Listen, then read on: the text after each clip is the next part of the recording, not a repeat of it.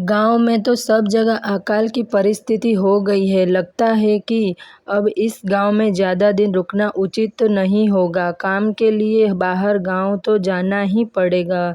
रघु काम की तलाश में दूसरे गांव की ओर निकल पड़ता है। चलते चलते वह वीरपुर गांव में आ जाता है। वहां उसका रहने का कोई ठिकाना नहीं था और उसके पास कोई काम भी नहीं था। चलते चलते वह एक अमीर किसान जगत सेठ के पास आ पहुंचता है। सेठ जी, मैं रघु दूसरे गांव से आया हूं। हमारे गांव में अकाल की परिस्थिति हो गई है। लोगों के खेत सूखे पड़े हैं। गांव में बूंद बूंद पानी के लिए लोग तरस रहे हैं। अगर मुझे आपके पास कुछ काम मिल जाए तो बहुत कृपा होगी बड़े भाई। अरे रे, लगता है तुम्हारी हालत बहुत खस्ता हो गई है। ठीक है, वैसे मेरे पास एक काम है, पर लगता है कि तुम वो काम नहीं कर पाओगे। सेठ जी, आप चिंता ना करें, मुझे आप कोई भी काम दे सकते हैं। मैं वह काम पूरी मेहनत से और ईमानदारी से करूँगा।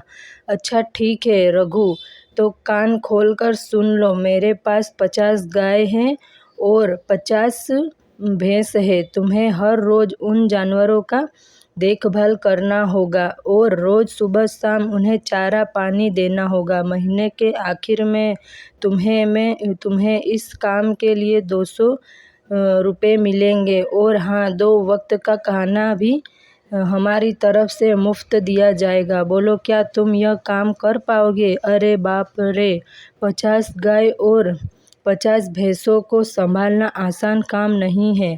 पर अब मैं कुछ कर भी तो नहीं सकता और उस ऊपर से सेठ जी 2 वक्त का खाना भी दे रहे हैं। ठीक है सेठ जी, मैं यह काम कर लूँगा, पर एक विनती है। हाँ बोलो रघु, क्या बात है? सेठ जी, अगर आपको समस्या ना हो तो क्या मैं आपके गायों के साथ गौशाला में रह सकता हूँ? सेठ जी, जी मैं इस गांव में नया हूँ, मेरा रहने का कोई ठिकाना नहीं है जगह। सेठ थोड़ी देर तक सोचता है और रघु को ऊपर से नीचे तक देखने के बाद उससे कहता है, ठीक है रघु, तुम गौशाला में रह सकते हो।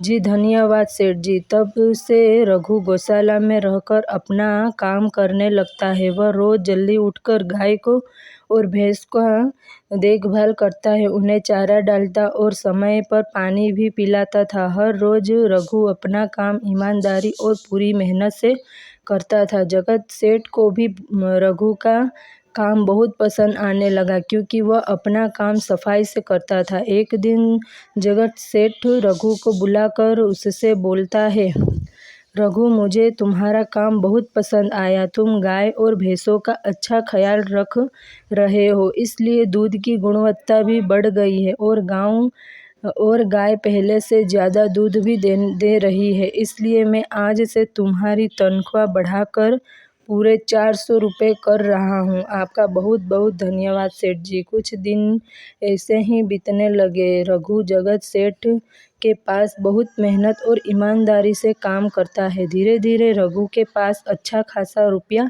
जमा हो जाता है, जिससे वह अपने लिए छोटा सा रहने लायक एक कुटिया बनवा लेता है। उस गौशाला में सोकर तो नाक एकदम वो हो गया था, तब अभी भी नहीं जा रही है।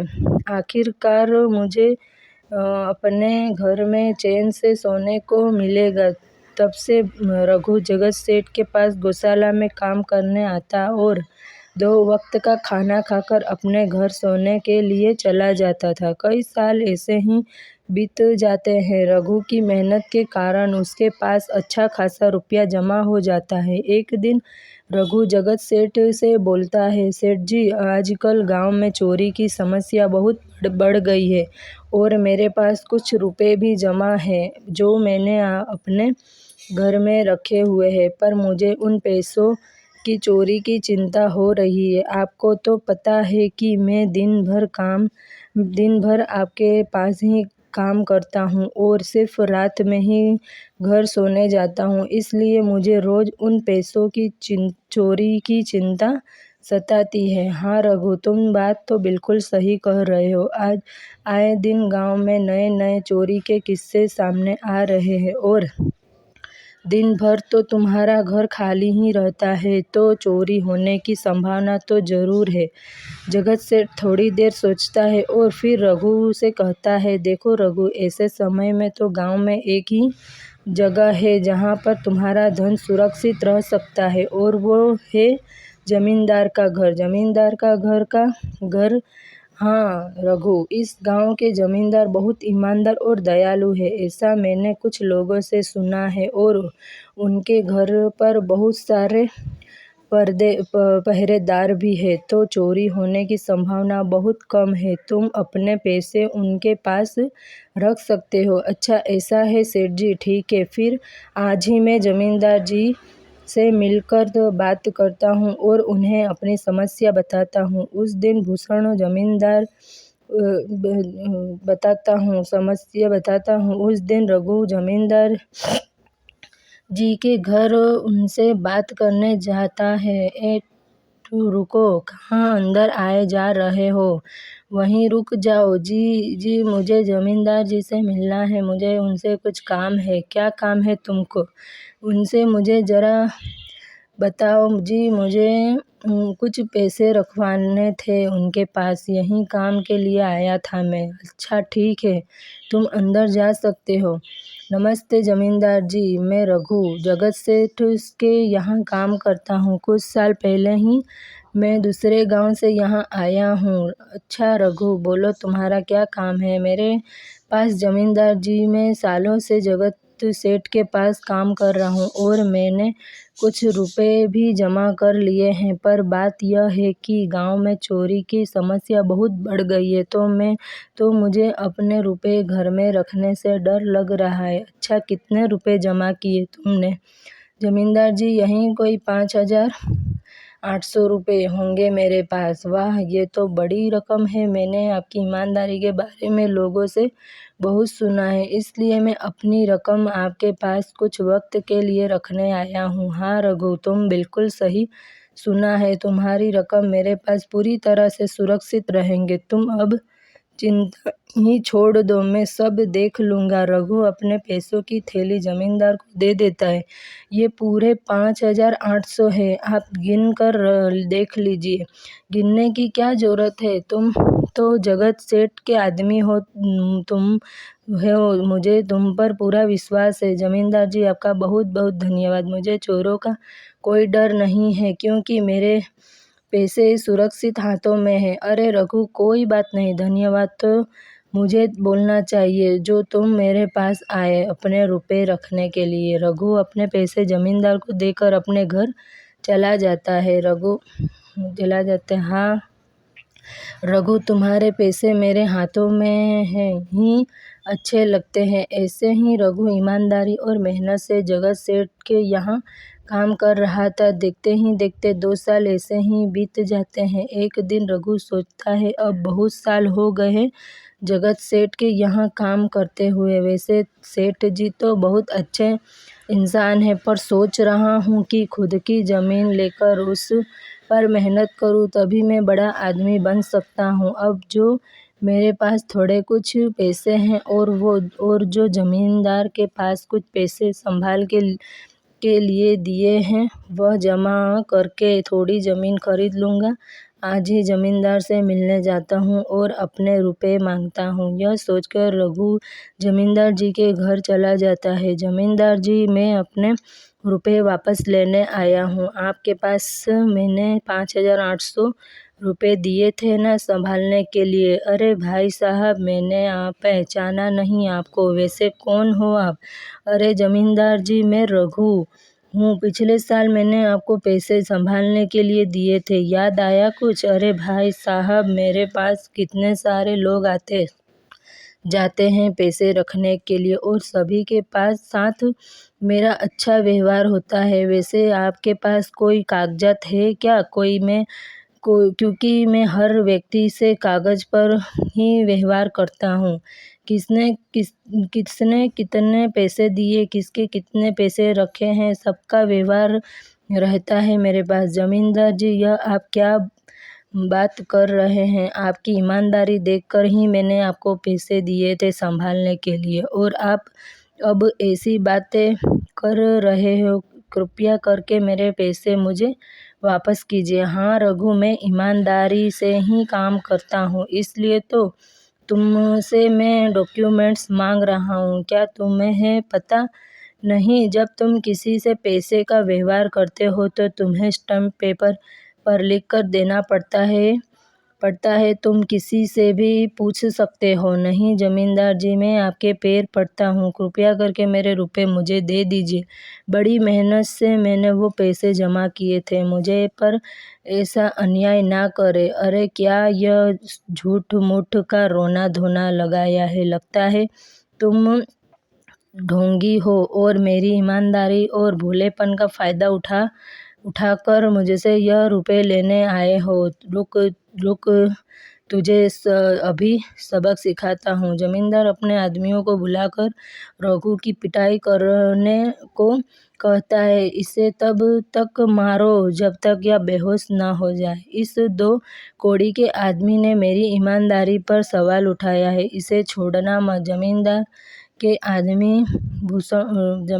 आदमी रघु को डंडे से खूब मार मार के फिर रघु दुखी होकर अपने घर चला जाता है। रघु के शरीर पर घाव के निशान स्पष्ट दिखाई दे रहे थे। 2 दिन से रघु घाव के दर्द के कारण जगत सेठ के घर काम के लिए नहीं जा पाता, इसलिए अगले दिन जगत सेठ रघु के पास आ जाते हैं। वह देखते हैं कि रघु खाट पर सो रहा है और वह बड़ा ही चिंता में नजर आ रहा है। रघु भाई, तुम 2 दिन काम पर नहीं आए, क्या हुआ भाई? तबीयत ठीक है ना तुम्हारी? कुछ समस्या है क्या? अरे सेठ जी, आप खुद यहाँ आए हो, आप खबर भिजवाते तो मैं खुद चला आता। अरे रघु, कोई बात नहीं, तुम्हें देखकर लगता है तुम बीमार हो। क्या हुआ है तुम्हें? जगत सेठ, क्या बताऊं? जिस जमींदार के पास पिछले साल मैंने अपने पैसे संभालने को दिए थे, वो आज मुझे पैसे वापस नहीं करना चाहता। वो बहुत लालची इंसान है, वो लोगों को ठग रहा है, और जब मैंने बाद में गिड़गिड़ाना शुरू किया तो उसने डंडे से मार मार कर मेरी पिटाई करवा दी और मुझे वहाँ से धक्के मार कर निकाल दिया। अरे बाप रे, ये तो बड़ा ही गंभीर विषय है। मैंने तो जमींदार के बारे में अच्छा ही सुना था, पर मुझे भी नहीं पता था कि वो इंसान इतना गिरा हुआ है। तभी मैं सोचूं हर साल उसकी संपत्ति इतनी ज़्यादा कैसे बढ़ रही है। मुझे माफ़ कर दो रघु, मैंने ही तुम्हें जमींदार के पास जाने को बोला था, गलती तो मेरी भी है। नहीं जगत सेठ, आप तो मेरा अच्छा ही सोच रहे थे। वह तो उस जमींदार का लालच है। अब लगता है नहीं, मेरे पैसे उस जमींदार से वापस मिलेंगे भी। रघु, मेरे पास एक तरकीब है जिससे मैं तुम्हारे पैसे तुम्हें वापस दिला सकता हूँ। जगत सेठ रघु के कान में सारी तरकीब बताता है। ठीक है सेठ जी, है ऊपर वाले, यह तरकीब कामयाब होने दीजिए। अगले दिन जगत सेठ बहुत सारे पैसों को एक सूटकेस में भरकर खुद जमींदार के घर जाता है। अरे जगत सेठ, आज आप खुद यहाँ? बोलो भाई, इस गरीब के घर कैसे आना हुआ? हमारा तो यह सौभाग्य है कि आप जैसे धनी आदमी के चरण हमारे घर में लगे हैं। नमस्ते जमींदार जी। अरे जमींदार जी, आप तो मुझे अब लज्जित कर रहे हो। वैसे मैं कुछ महीनों के लिए दूसरे राज्य में व्यापार करने जा रहा हूँ। मैं रुपए लाया हूँ, मैं 50,000 लाया हूँ। मुझे डर है कि कहीं यह चोरी ना हो जाए। क्या आप मेरे सारे पैसे अपने पास संभाल कर रख सकते हैं? आपके सिवाय इस गांव में और किसी पर भरोसा नहीं कर सकता। अरे जगत सेठ, यह भी कोई पूछने की बात है? मेरे पास आपके पैसे बिल्कुल सुरक्षित रहेंगे। आप निश्चित होकर व्यापार करने जा सकते हैं। इस बार तो बड़ी मछली हाथ लगी है। बार बार ऐसा मौका नहीं मिलता। भारी माल हाथ में लगने वाला है। तभी वहाँ पर रघु आ जाता है। अरे रघु, तुम, अच्छा हुआ तुम आ गए। मैं तुम्हारे पास ही आने वाला था। मुझे माफ़ करना, उस दिन तुम्हारे पहचाना नहीं पाया। इतने सारे लोग मेरे पास आते हैं तो ज़रा परेशानी होती है, पर मैं अपनी बातों का बड़ा पक्का हूँ। हाँ हाँ, रुको, मैं तुम्हारे सारे पैसे अभी देता हूँ। जमींदार रघु के सारे पैसे उसे लौटा देता है। माफ़ करना रघु, मेरे आदमियों ने तुम्हारे साथ उस दिन बदतमीजी की। मैं आज ही उनको काम से निकालता हूँ। रघु बिना कुछ बोले वहाँ से चला जाता है। अरे क्या बात है जमींदार जी, आप तो अपनी बातों के बहुत पक्के हैं। तो ठीक है, मैं अपने सारे पैसे आपके पास रख सकता हूँ। जगत सेठ इतना बोला ही रहा था कि तभी वहाँ जगत सेठ का नौकर आ जाता है। मालिक मालिक, अब आपको बाहर के राज्य में जाने की कोई ज़रूरत नहीं है। अभी अभी व्यापारियों का संदेश आया है और उनसे उसने कहा है कि वह खुद हमारे गांव आ रहे हैं। अरे यह तो बहुत बढ़िया बात हुई। अब मुझे इतनी दूर नहीं जाना पड़ेगा। सुन रहे हो जमींदार जी, व्यापारी यहाँ आ रहे हैं। अब मुझे नहीं लगता है कि यह पैसे आपके पास रखने का कोई मतलब होगा। चलो, आपका बहुत बहुत धन्यवाद।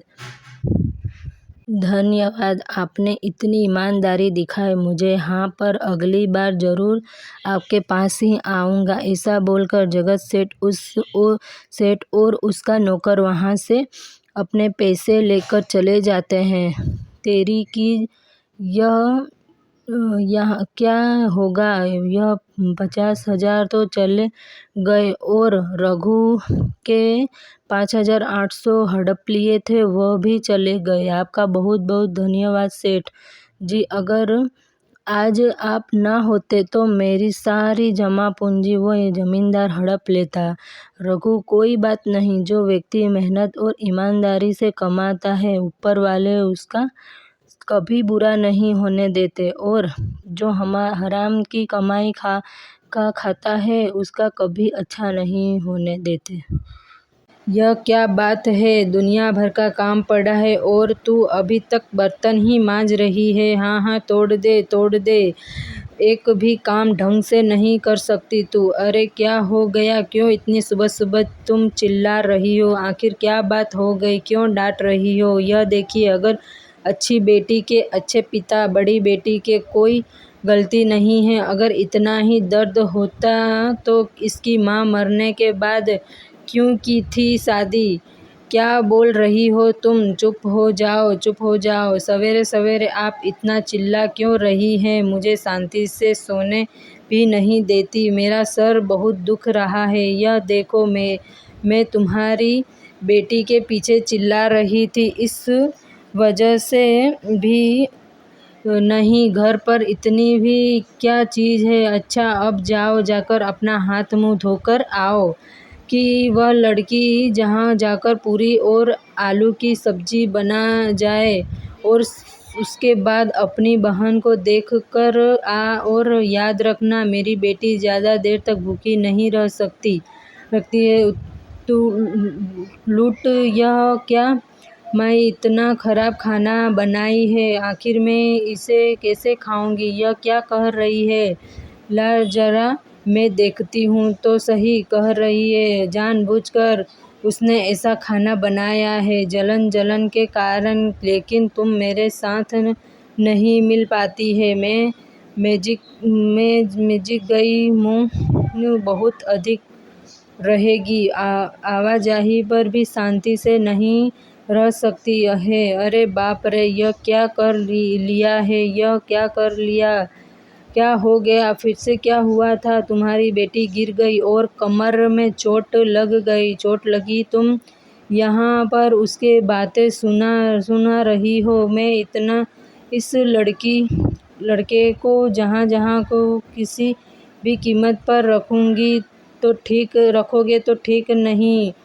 ठीक से खड़ी भी नहीं हो पा रही है। उसके लिए बहुत एक सेट करो। मुझे और मेरी बेटी को मायके छोड़ कर आओ। उस लड़की को मेरे सर पर मत चढ़ाओ। कमर सही होता तो घर का एक दो काम कर लेती, अब तो वह भी नहीं कर सकती है। बेड पर सिर्फ खाना बर्बाद करेगी तो मैं उसको कहाँ छोड़ जाऊँगी?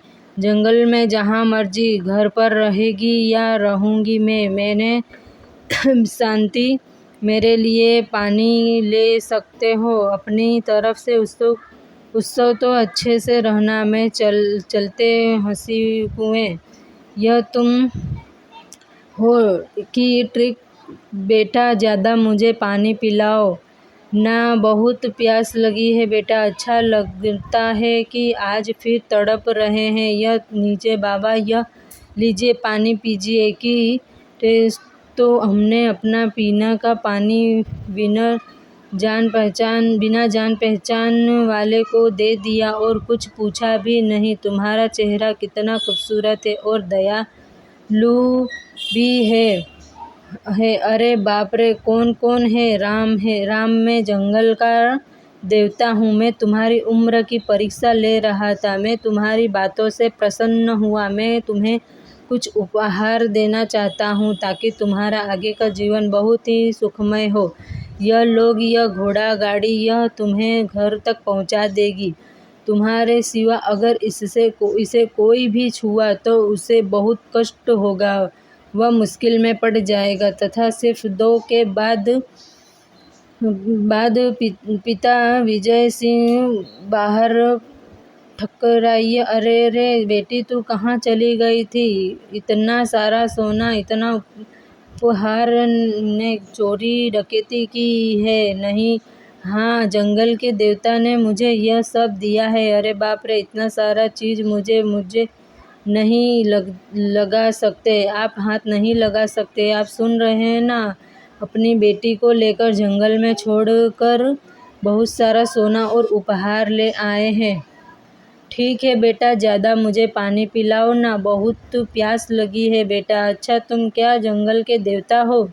मुझे सोना दोगे तो मैं तुम्हें पानी दूंगी। मैं बोला कि वो मेरे पास सौरभ क्लास जाएगा। मैं तुम्हारे पास तुम्हारी परीक्षा ले रहा था। सोचा था थोड़ा पानी तुमसे मांग ले। मेरा गला ये कमज़ोर हो गया है। बेटी, थोड़ा पानी पिला दो।